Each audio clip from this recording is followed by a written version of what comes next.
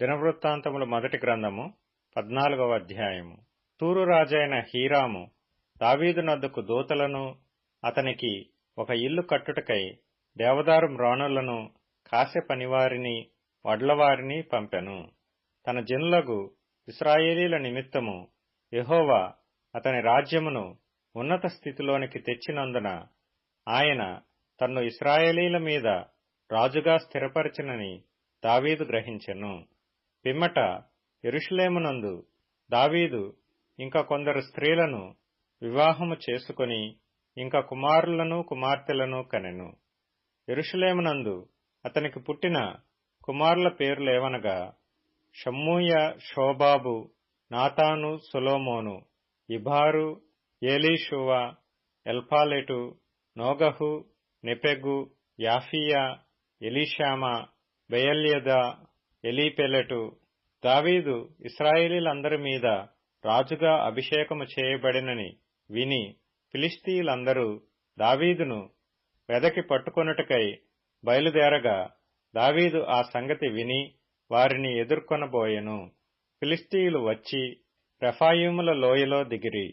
ఫిలిష్తీయుల మీదికి నేను పోయిన ఎడల నీవు వారిని నా చేతికి అప్పగించుదువా అని దావీదు దేవుని యొద్ద విచారణ చేయగా, యెహోవా పొమ్ము, నేను వారిని నీ చేతికి అప్పగించదునని సెలవిచ్చెను.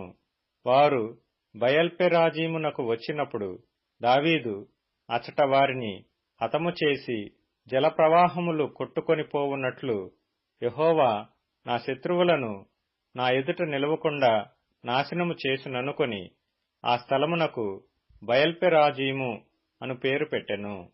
వారు అచట తమ దేవతలను విడిచిపెట్టి పోగా వాటిని అగ్నిచేత కాల్చివేయవలెనని దావీదు సెలవిచ్చెను.